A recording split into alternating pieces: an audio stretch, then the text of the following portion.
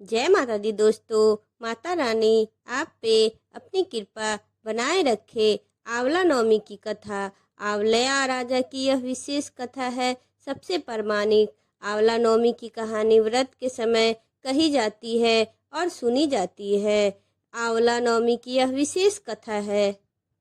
एक राजा था, उसका प्रण था कि वह रोज 1.25 मन आंवला दान करके ही खाना खाता था। इससे उसका नाम आंवलाए राजा पड़ गया। एक दिन उसके बेटे बहू ने सोचा कि राजा इतने सारे आंवले रोजाना दान करते हैं, इस प्रकार तो एक दिन सारा खजाना ही खाली हो जाएगा। इसलिए बेटे ने राजा से कहा उसे इस तरह दान करना बंद कर देना चाहिए।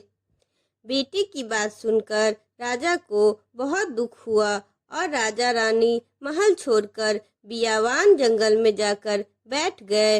राजा रानी आंवला दान नहीं कर पाए और प्रण के कारण कुछ खाए ही नहीं। जब भूखे प्यासे 7 दिन हो गए तब भगवान ने सोचा, यदि मैं इसका प्रण नहीं रखा और इसका सत नहीं रखा तो विश्वास चला जाएगा। इसलिए भगवान ने जंगल में ही महल, राज्य और बाग बगीचा सब बना दिए और ढेरों आंवले के पेड़ लगा दिए। सुबह राजा रानी उठे तो देखा कि जंगल में उनके राज से भी 2 गुना राज बसा हुआ है। राजा रानी ने कहने लगे, रानी देखो, कहते हैं ना, सत मत छोड़ो, सुरमा सत छोड़ो, पत जाए सत की छोरी, लक्ष्मी फिर मिलेगी आए। आओ नहा धोकर आंवले दान करे और भोजन करे। राजा रानी ने आंवले दान करके खाना खाया और खुशी से जंगल में रहने लगे। उधर आंवला देवता का अपमान करने पर व माता पिता से बुरा व्यवहार करने के कारण बहू बेटे के बुरे दिन आ गए। राज्य दुश्मनों ने छीन लिया, दाने दाने को मोहताज हो गए और काम ढूंढते हुए अपने पिताजी के राज में आ पहुँचे। उनकी हालत इतनी बिगड़ी थी कि पिता ने उन्हें बिना पहचाने ही काम पर रख लिया। बेटे बहू सोच भी नहीं सकते थे कि उनके माता पिता इतने बड़े राज्य के मालिक हो सकते हैं, सो उन्होंने भी अपने माता पिता को नहीं पहचाना।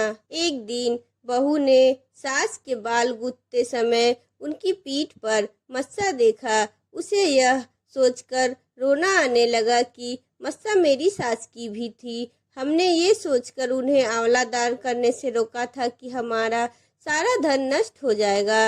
आज वे लोग न जाने कहाँ होंगे। ये सोचकर बहू को रोना आने लगा और आंसू टपक टपक कर सास की पीठ पे गिरने लगे। रानी ने तुरंत पलट कर देखा, पूछा तू क्यों रो रही है? उसने बताया उसकी पीठ पे जैसा मस्सा है मेरी भी सास की पीठ पर थी। हमने उन्हें आंवले दान करने से मना कर दिया था, इसीलिए वे घर छोड़कर कहीं चले गए हैं। तब रानी ने उन्हें पहचान लिया, सारा हाल पूछा और अपना हाल बताया।